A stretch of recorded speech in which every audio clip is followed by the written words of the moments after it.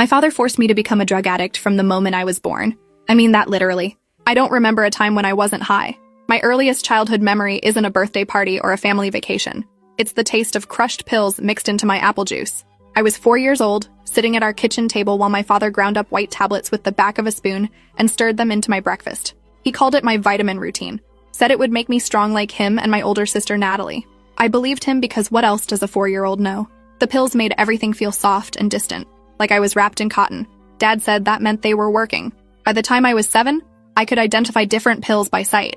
The small blue ones were for energy, the round white ones were for calming down, the capsules with the little beads inside were for focus. Dad kept them all in a tackle box in his bedroom, organized by color and effect. He'd open it every morning like a ritual, selecting what we needed for the day ahead.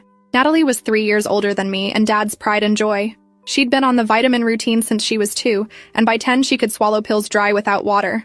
Dad would brag about her tolerance to anyone who'd listen.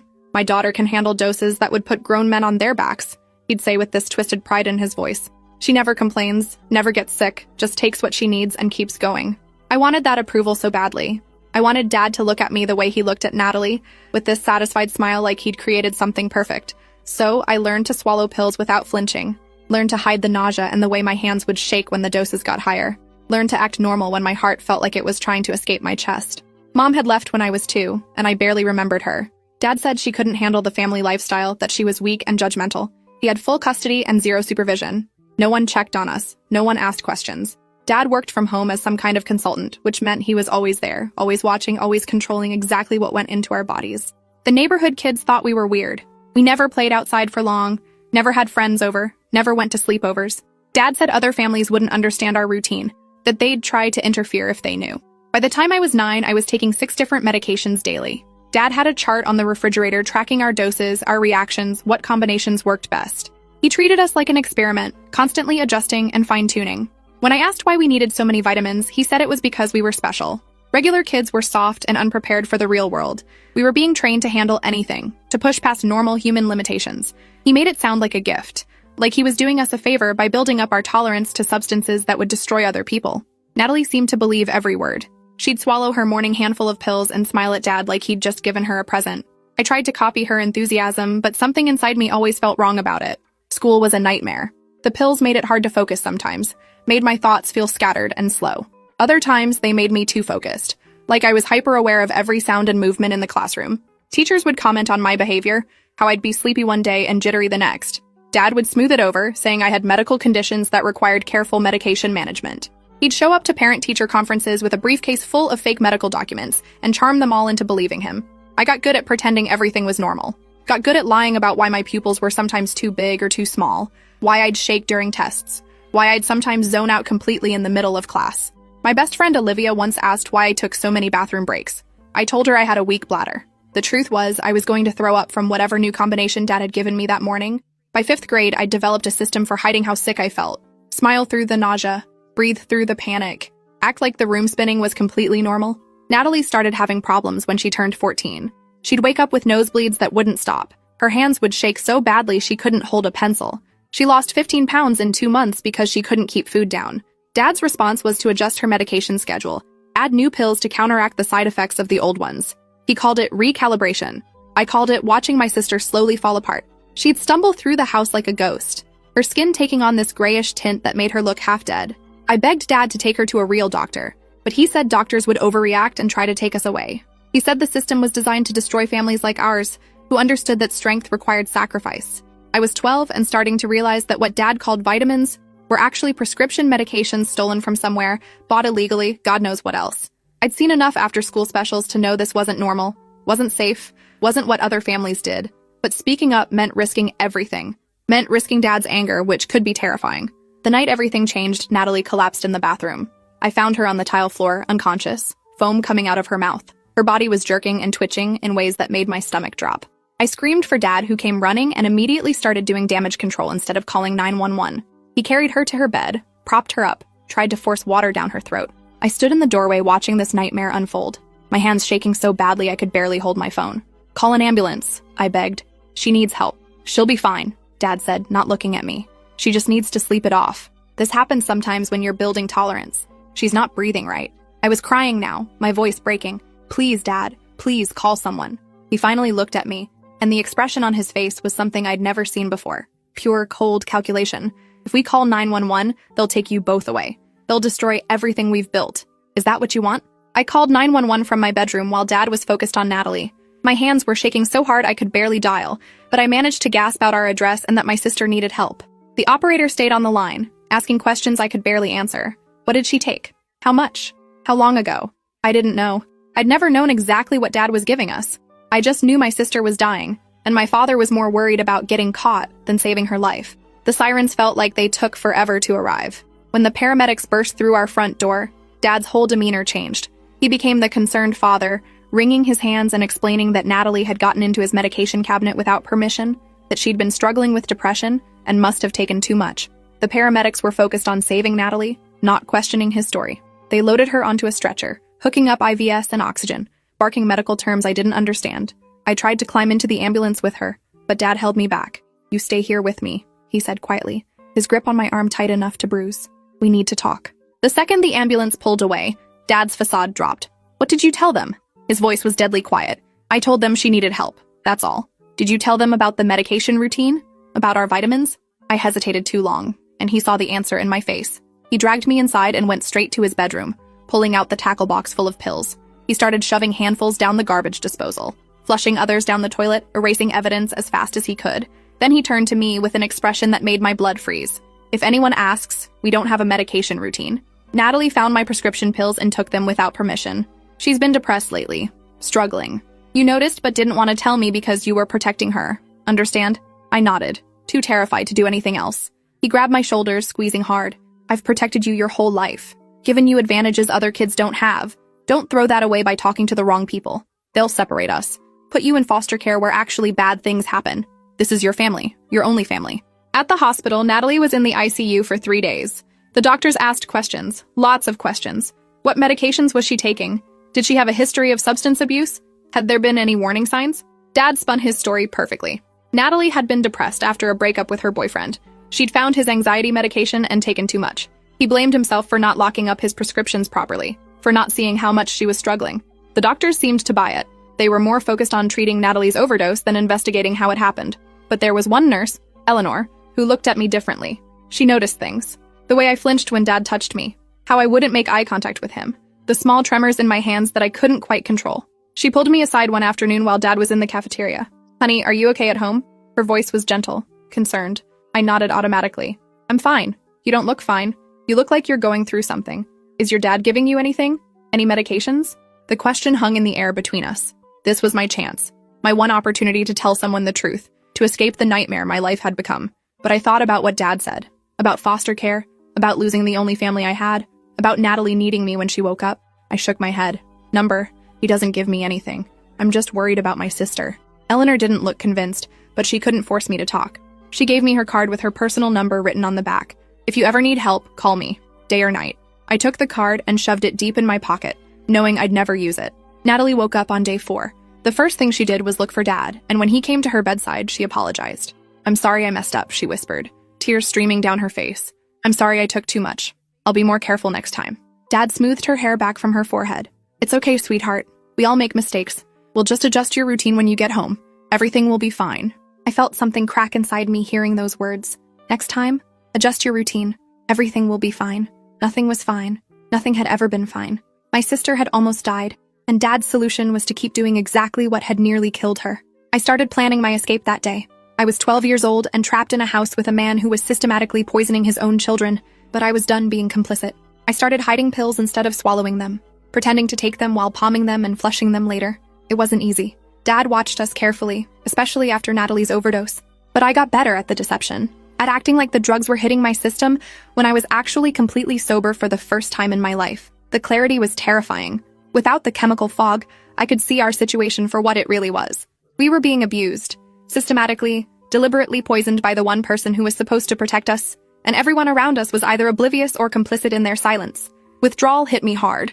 Without the daily doses my body had become dependent on, I started experiencing symptoms that scared me.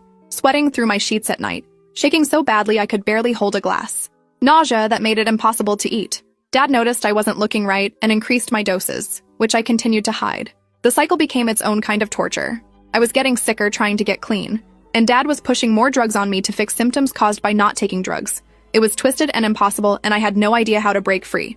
Natalie's hospital stay had triggered a CPS investigation, but Dad handled it perfectly. He showed them his fake medical documents, his prescription bottles with his name on them, his concerned father act. The social worker who came to our house did a cursory inspection, asked a few questions, and left satisfied that Natalie's overdose had been an isolated incident of teenage rebellion. I wanted to scream the truth at her, but the words wouldn't come. What if she didn't believe me? What if they took Natalie away but left me with Dad? What if I ended up somewhere worse? My body started failing around age 13. I'd wake up with my heart racing so fast I thought I was dying. My kidneys hurt constantly. I lost patches of hair. My hands shook all the time now, not just when I was in withdrawal. I was caught between two impossible choices. Keep taking the drugs and let them destroy me, or stop taking them and risk Dad figuring out what I was doing. I chose a middle path, taking just enough to keep Dad from getting suspicious, but not enough to maintain the tolerance I'd built up. It meant being sick all the time, stuck in perpetual partial withdrawal, but it also meant I was clear-headed enough to start documenting what was happening. I stole Dad's phone one night while he was asleep and photographed everything in the tackle box. Every pill bottle, every label, every dosage instruction he'd written in his careful handwriting. I sent the photos to an email address I'd created at the library, one Dad didn't know about. Then I started recording conversations. Dad explaining to Natalie why she needed to increase her dose. Dad talking on the phone about where he was getting the medications. Dad detailing his theories about building superhuman tolerance through careful chemical management. The evidence I collected was damning, but I still had no idea what to do with it. Who would believe a 13-year-old kid accusing her father of systematic drug abuse? Especially when that father was so good at presenting a normal facade to the outside world. I needed help, but I was terrified of reaching out. Every kid at school had heard horror stories about foster care, about being separated from siblings, about abuse worse than what you left, about aging out of the system with nothing and no one.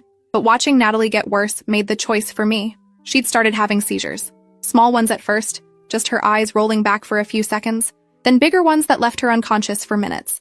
Dad adjusted her medications, but never considered that the medications themselves might be the problem. I'm building up her tolerance, he'd explain when I questioned him. Her body is learning to handle higher doses. Soon she'll be stronger than ever. She wasn't getting stronger. She was dying, and I was the only person who could see it. I called Eleanor from a payphone after school one day. My hands were shaking so badly I could barely hold the receiver, but I managed to explain everything. The pills, the doses, the years of systematic drugging disguised as vitamins. Eleanor listened without interrupting, and when I finished, she was quiet for a long moment. I believe you, she finally said, and I'm going to help you. But this is going to be hard. Your father will fight this. Are you prepared for that? I thought about Natalie seizing on the bathroom floor, about the tackle box full of pills that was slowly killing us both, about the life I might have if someone actually intervened and stopped this nightmare. Yes, I said. I'm ready. Eleanor connected me with a detective who specialized in child abuse cases. Detective Rains met me at the library, away from Dad's watchful eyes, and I showed her everything. The photos, the recordings, the medical symptoms Natalie and I were experiencing. She listened carefully, taking notes, her expression growing increasingly grim. This is serious, she said when I finished. What your father is doing is classified as child abuse and drug trafficking, but building a case will take time. Can you keep yourself safe until we're ready to move? I said yes, but I had no idea how I was going to manage it. Dad was watching me more carefully lately, commenting on how I seemed different, how my pupils weren't quite right, how I was acting strange. I think you're building up a resistance, he said one morning, studying me like I was one of his experiments. We need to increase your doses. He started giving me double what I'd been hiding, which meant I couldn't palm all of it without him noticing. I had to actually swallow some, had to feel that familiar fog creeping back over my thoughts, had to remember what it felt like to be constantly chemically altered. The police investigation moved slowly, too slowly. Detective Rains explained they needed to gather enough evidence for charges that would stick, that they needed to coordinate with CPS and medical professionals, that rushing in could give Dad time to destroy evidence or flee with us. But every day that passed was another day of watching Natalie deteriorate, another day of poison being forced into our systems, another day of living in fear. I started to wonder if I'd made a mistake by reaching out. Maybe no one was actually going to help us. Maybe I'd just made things worse. Then Detective Rains called and said they were ready to move. They'd obtained warrants for Dad's arrest and for the seizure of all medications in our house. They'd coordinated with CPS to have emergency placement ready for Natalie and me. It was happening. Finally, actually happening. The day they came for Dad felt surreal. I was sitting in math class when the principal called me to the office. Eleanor was there, along with a woman from CPS who introduced herself as Leslie. They explained that police were at my house right now, that Dad was being arrested, that Natalie had been taken directly from her school to the hospital for evaluation. You're safe now, Leslie said gently. Both of you are safe. But I didn't feel safe. I felt terrified. What happened next? Where would we go? What would Dad tell people? What if no one believed the evidence we'd gathered? Eleanor seemed to read my thoughts. Your father can't hurt you anymore. The evidence you collected, combined with medical records and our investigation, is more than enough for serious charges. He's going to prison for a long time. The next hours blurred together. I was taken to the hospital where Natalie was being examined. She looked small and scared in the hospital bed, hooked up to monitors and IVs. When she saw me, she started crying. They took Dad, she said. They arrested him. Why did you do this? Why did you tell them? Because he was killing us, I said, my own tears starting. Nat, he was poisoning us. Those weren't vitamins. They were drugs. Prescription medications he was stealing and giving to us illegally. We were addicted. We're still addicted. She shook her head like she could make my words stop being true. No, Dad was helping us, making us stronger. You ruined everything. The doctors had to sedate her when she became too agitated. Eleanor explained that this was normal, that victims of long-term abuse often defended their abusers, that Natalie would need extensive therapy to unpack what had been done to her. I felt guilty for destroying the only reality my sister had ever known, even though I knew that reality was poisonous. The medical evaluations were extensive and horrifying. Both Natalie and I had severe organ damage from years of drug abuse. Our livers were compromised. Our kidneys were showing signs of failure. Our hearts had irregular rhythms from the constant chemical stress. The doctors were amazed we were still alive, that our bodies had withstood years of systematic poisoning that would have killed adults. You'll both need ongoing medical care, the lead physician explained, possibly for the rest of your lives. The damage might be permanent, or it might improve with time and treatment. We'll have to wait and see. I was 13 years old, and being told my father had potentially destroyed my body beyond repair. The rage I felt was overwhelming. How could he do this to us? How could he convince himself he was helping us, while he was actually killing us? The psychiatric evaluation was almost worse than the physical one. A therapist named Dr. Osei sat with me for hours, asking questions about my childhood, my relationship with Dad, my understanding of what had been done to me. When I described the pill routine, the tackle box, Dad's theories about building tolerance, she had to excuse herself. I could see tears in her eyes when she returned. I'm so sorry this happened to you, she said. What your father did was abuse. Severe, systematic abuse. None of this was your fault, and you were incredibly brave to speak up. But I didn't feel brave. I felt broken.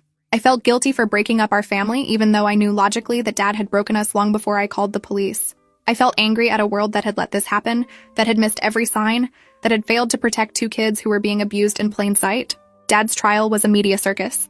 The local news picked up the story. Father accused of systematically drugging children for over a decade. People I'd never met had opinions about our case. Some defended Dad, saying he'd been trying to treat his children's medical conditions and had made mistakes. Others called for the death penalty. I tried not to read the comments, but sometimes I couldn't help myself.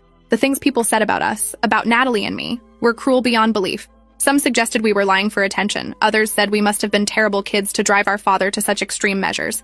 The prosecution built their case carefully. They brought in medical experts who testified about the damage to our organs. They presented the evidence I'd collected, the photos and recordings that showed Dad's systematic abuse. They interviewed neighbors who remembered odd things about our family, teachers who'd noticed concerning signs. The defense tried to paint Dad as a devoted single father, who'd made mistakes in judgment while trying to help his mentally ill children. They produced fake medical records showing Natalie and I had been diagnosed with various conditions requiring medication. They brought in character witnesses who testified about what a good man Dad was, how involved he'd been in our lives, how dedicated to our well-being. I had to testify. Had to sit in that courtroom and describe every detail of our abuse while Dad stared at me with an expression I couldn't read. Betrayal? Anger? Hurt? I couldn't tell anymore. He'd gotten so good at wearing masks that I didn't know if I'd ever seen his real face. When I described finding Natalie seizing on the bathroom floor, several jury members looked ill. When I explained how I'd been hiding pills and pretending to take them, Dad's lawyer tried to twist it into proof that I was deceptive and unreliable. The jury deliberated for 2 days. When they came back with guilty verdicts on all counts, I felt relief and devastation in equal measure. Dad was sentenced to 25 years in prison. I was 13, and my father would be behind bars until I was 38. Natalie had a breakdown when she heard the sentence. She'd been placed in a treatment facility for both her drug addiction and her psychological trauma, and the news of Dad's conviction sent her spiraling. She refused to see me, said I'd destroyed our family, that she'd never forgive me for what I'd done. Eleanor assured me this was temporary, that with treatment, Natalie would eventually understand I'd saved both our lives. But months passed and my sister still wouldn't speak to me. I was placed with a foster family, the Kowalskis, who specialized in taking in kids with medical trauma. They were kind and patient, but I couldn't shake the feeling that I didn't belong anywhere anymore. I wasn't the person I'd been when Dad was controlling my every chemical intake, but I didn't know who I was without that either. Withdrawal from years of drug abuse was brutal. Even though the doctors were managing it with careful medical supervision, my body revolted. Months of sweating, shaking, nausea, insomnia, panic attacks that felt like dying. The Kowalskis held me through the worst of it, never judging, never demanding I be anything other than what I was, a traumatized kid trying to survive. School was impossible at first. I'd missed so much due to the drug's effects on my cognition that I was years behind academically. Plus, everyone knew who I was. The girl whose dad had drugged her. The girl who sent her father to prison. Kids whispered when I walked past. Some were sympathetic. Others thought I was a freak. I made one friend, Quinn, who'd been in foster care since she was 6. She didn't ask questions about my past. Didn't need me to explain anything. We just existed alongside each other. 2 broken kids trying to figure out how to be normal. Natalie was released from treatment after 6 months. She went to live with our maternal Aunt Julia, who I barely remembered. Aunt Julia reached out to me, asking if I'd like to visit, to try to rebuild a relationship with my sister. I agreed, terrified and hopeful in equal measure. The visit was awkward and painful. Natalie looked healthier physically. The grayish tint was gone from her skin, and she'd gained back the weight she'd lost. But emotionally, she was still a mess. She couldn't look at me directly, couldn't have a conversation that lasted more than a few minutes before finding an excuse to leave the room. "Do you hate me?" I finally asked her directly. "I don't know what I feel," she admitted. "I know logically that Dad was hurting us. The doctors have explained it 100 times. But emotionally, I still feel like you betrayed us. Like you destroyed the only life I knew." "I did destroy it," I said.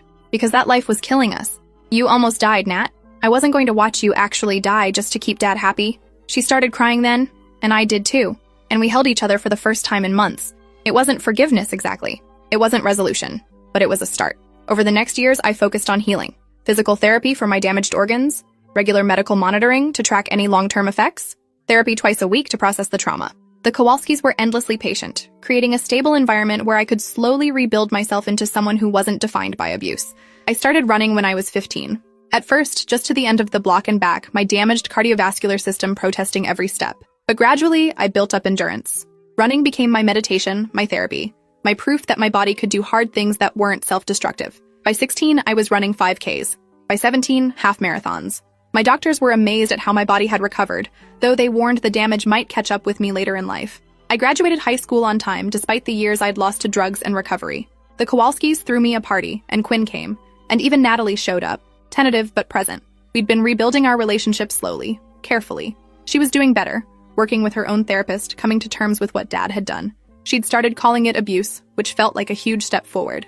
I got accepted to a state university with a full scholarship for medical trauma survivors. I decided to study social work, to help other kids who were being abused in ways society didn't recognize. Dad had taught me that abuse could look like care, that poison could be disguised as medicine, that the most dangerous predators were sometimes the people who claimed to love you most. I visited Dad in prison once. I was 19 and needed closure. He looked older, smaller somehow in his prison uniform. When he saw me, his face lit up like nothing had changed, like he hadn't spent 6 years locked up for what he'd done to his children. "You look good," he said. "Healthy." I didn't respond to the compliment. "I came to ask you why. Why did you do it?" His expression shifted, became defensive. "I was trying to help you, to make you stronger than other kids. I was trying to give you advantages. You were poisoning us. You almost killed Natalie. You destroyed our bodies. I was building your tolerance, teaching you to handle what others couldn't." "That's not love, Dad. That's abuse. We'll never be normal. We'll have medical problems for the rest of our lives because of what you did." He looked away. "I did what I thought was right. I see that now," I said, surprising myself with how calm I felt. "You really believe that? You've convinced yourself that systematically drugging your children was somehow noble. That's the scariest part. Not that you're a monster, but that you think you were being a good father." I never visited him again. There was no point. He'd never acknowledge what he'd done, never admit that his theories about building superhuman tolerance through drug abuse were insane. He'd die believing he was the victim of a system that didn't understand his genius. Natalie and I both struggled with addiction as adults. Despite years of being forced to take drugs, or maybe because of it, we both battled with substance abuse in our 20s. Natalie relapsed twice, each time nearly fatal, before finally achieving stable sobriety at 24. I had my own slip, a year where I self-medicated with alcohol to numb the memories, but we both eventually found our way to recovery meetings, to therapists who specialized in childhood trauma, to each other. We became each other's support system, the only 2 people who truly understood what we'd survived. I'm 30 now. Dad is still in prison and will be for another 8 years. Natalie is married with a daughter she protects fiercely from anything resembling what we experienced. I work as a social worker specializing in medical abuse cases, using my story to identify and stop other parents who disguise abuse as treatment. My body still bears the scars, I have kidney disease that requires monitoring. My liver functions at reduced capacity. I'll never be able to drink alcohol without risking serious damage. But I'm alive. Natalie's alive. We broke the cycle. When I give talks at schools and community centers about recognizing abuse, I always start the same way. My father forced me to become a drug addict from the moment I was born. I mean that literally. And then I tell them everything, holding nothing back, because the only way to stop abuse that hides in plain sight is to drag it into the light and name it for what it is. Some parents in the audience get uncomfortable. Some get angry, but always at least one kid approaches me afterward and says quietly, "I think something like that is happening to me." And that makes every painful memory, every difficult testimony, every moment of reliving trauma worth it. Because that kid will get help. That kid will survive. That kid won't spend 13 years being slowly poisoned by the person who's supposed to protect them. The cycle breaks one child at a time. And I'll spend the rest of my life making sure it keeps breaking. Appreciate you watching this far. If you enjoyed it, drop a like, leave a comment, and subscribe so you won't miss the next story.